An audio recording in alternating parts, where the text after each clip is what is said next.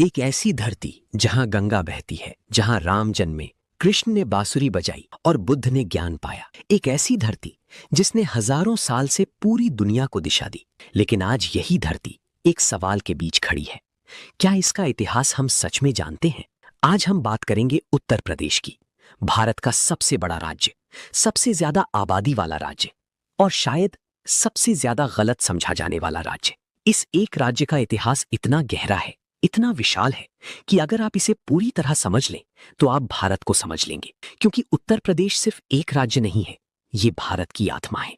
तो आइए एक सफर पर चलते हैं, हजारों साल पुराने उस उत्तर प्रदेश को जानने का सफर, जिसने भारत को बार बार बनाया, बार बार तोड़ा और बार बार जोड़ा। कल्पना कीजिए, आज से लगभग 5000 साल पहले गंगा के किनारे एक सभ्यता उभर रही थी। लोग खेती करते थे, व्यापार करते थे और एक दूसरे से भाषा में बात करते थे, जो आज हमारी हिंदी की नींव है। इतिहासकार इसे गंगा घाटी सभ्यता कहते हैं और ये सभ्यता उतनी ही पुरानी थी जितनी मेसोपोटामिया की सभ्यता, जितनी मिस्र की सभ्यता। लेकिन दुनिया ने इसे उतना नहीं पहचाना जितना उसे पहचाना जाना चाहिए था। क्यों? ये सवाल बाद में आएगा। पहले इस धरती की उस कहानी को सुनिए जो सबसे पहले शुरू हुई। वेदों का जन्म इसी धरती पर हुआ। ऋग्वेद की ऋचाएं इन्हीं नदियों के किनारे गूंजी। उपनिषदों का दर्शन इन्हीं जंगलों में, इन्हीं आश्रमों में पैदा हुआ। दुनिया का पहला विश्वविद्यालय तक्षशिला और नालंदा इसी क्षेत्र की विरासत का हिस्सा थे। सोचिए जरा, जब यूरोप के लोग जंगलों में रहते थे तब इस धरती पर गणित पढ़ाया जाता था, खगोल शास्त्र सिखाया जाता था, चिकित्सा का ज्ञान दिया जाता था। ये कोई अतिशयोक्ति नहीं है, ये इतिहास है। अब आते हैं उस युग में जिसे दुनिया महाजनपद काल कहती है। आज से लगभग 600 ईसा पूर्व उत्तर प्रदेश की धरती पर 16 महाजनपद थे, यानी 16 बड़े राज्य। इनमें से सबसे शक्तिशाली था कौशल। कौशल की राजधानी थी अयोध्या और अयोध्या का राजा था राम। अब यहाँ एक पल रुकिए, राम सिर्फ एक धार्मिक पात्र नहीं है। इतिहास के नजरिए से देखें तो राम एक ऐसे शासक का प्रतीक है जिसने राज्य और धर्म को एक साथ जोड़ा। राम राज्य की अवधारणा, जहां हर नागरिक न्याय पाए, जहां कोई भूखा ना सो, ये विचार हजारों साल पहले इसी धरती पर पैदा हुआ था। और उसी दौर में पूर्वी उत्तर प्रदेश में एक और महाजनपद था, मगध नहीं बल्कि काशी। काशी, वाराणसी, बनारस दुनिया के सबसे पुराने जीवित शहरों में से एक। मार्क ट्वेन ने एक बार लिखा था, Banaras is older than history, older than tradition, older even than legend and looks twice as old as all of them put together। ये शहर सिर्फ एक शहर नहीं है, ये एक विचार है, ये एक जीवन शैली है और ये 5000 साल से जीवित है। लेकिन इतिहास कभी शांत नहीं रहता और उत्तर प्रदेश का इतिहास तो बिल्कुल भी नहीं। 3री सदी ईसा पूर्व में एक युवा राजकुमार सब कुछ छोड़कर निकल पड़ा। उसका नाम था सिद्धार्थ गौतम। नेपाल की तराई में जन्मा, लेकिन उसकी आत्मा की खोज पूरी हुई उत्तर प्रदेश में, सारनाथ, वाराणसी के पास का एक छोटा सा स्थान। यहीं पर बुद्ध ने अपना पहला उपदेश दिया। यहीं से बौद्ध धर्म की शुरुआत हुई और वो धर्म आज एशिया के आधे हिस्से में फैला हुआ है। श्रीलंका से जापान तक, थाईलैंड से कोरिया तक अरबों लोग आज जो धर्म मानते हैं, उसकी जड़ें उत्तर प्रदेश की मिट्टी में हैं। क्या आप इसे महसूस कर पा रही हैं? एक राज्य जिसने पूरी एशिया को एक विचार दे दिया।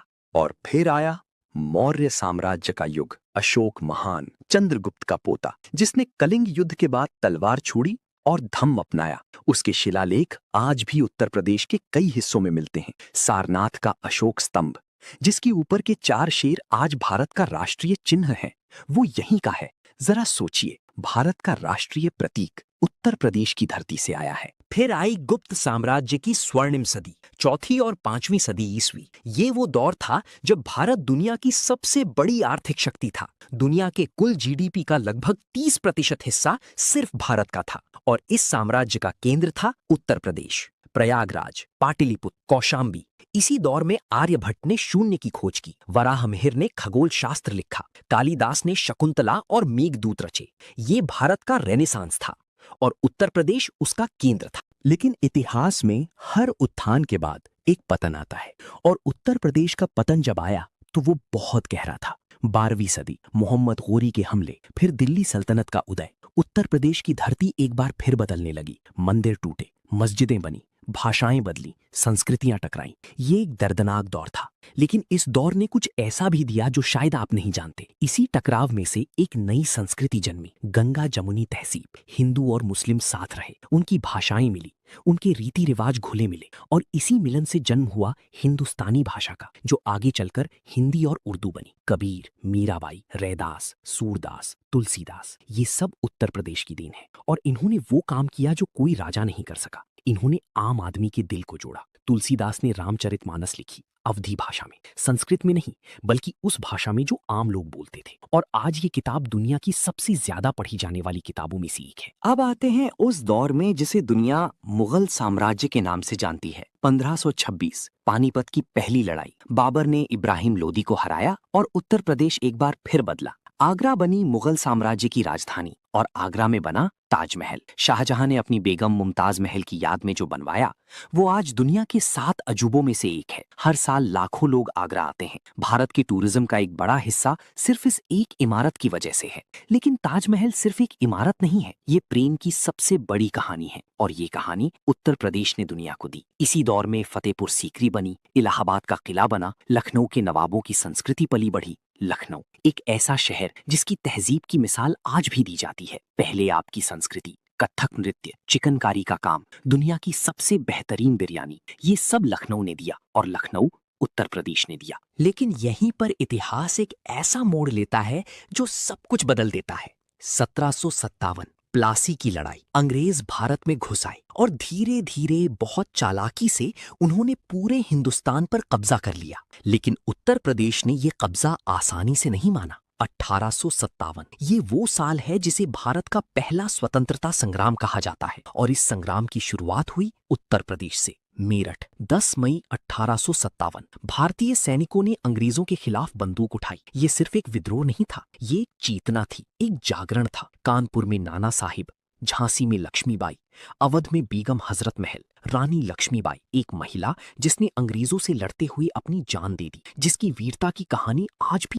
और फिर शुरू हुआ आजादी का असली संघर्ष, और एक बार फिर उत्तर प्रदेश सबसे आगे था। इलाहाबाद, ये शहर भारतीय स्वतंत्रता आंदोलन का इंटेलेक्चुअल सेंटर था। यहीं पर जवाहरलाल नेहरू पले बढ़े। यहीं पर मोतीलाल नेहरू का आनंद भवन था, जो कांग्रेस का अनौपचारिक मुख्यालय बन गया। और इसी धरती से उठा एक और नाम, एक नाम जो आज भी लाखों दिलों में जिंदा है, मदन मोहन मालवीय, जिन्होंने बनारस हिंदू विश्वविद्यालय की स्थापना की। एक ऐसा विश्वविद्यालय जिसने आजाद भारत के लिए नेता, वैज्ञानिक, डॉक्टर और इंजीनियर तैयार। लाल बहादुर शास्त्री, मिर्जापुर के एक छोटे से गांव से निकला एक इंसान जो भारत का दूसरा प्रधानमंत्री बना, जिसने कहा जय जवान जय किसान, जिसने 1965 की लड़ाई में पाकिस्तान को रोका। और चंद्रशेखर आजाद, इलाहाबाद के एल्फ्रेड पार्क में, जिसने खुद को गोली मार ली, लेकिन अंग्रेजों के हाथ नहीं आया। मैं आजाद था, आजाद हूं और आजाद रहूंगा, ये शब्द उत्तर प्रदेश की मिट्टी से निकले थे। 15 अगस्त 1947 भारत आजाद हुआ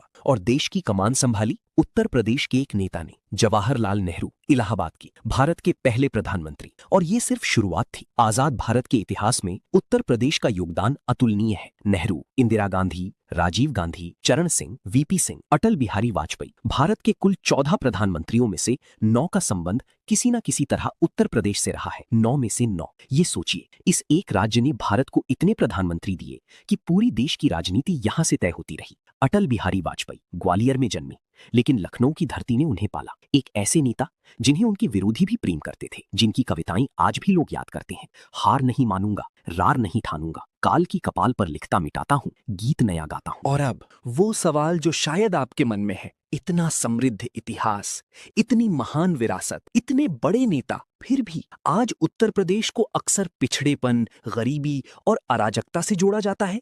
क्यों? ये सवाल जरूरी है, और इसका जवाब भी उत्तर प्रदेश के इतिहास में ही छुपा है।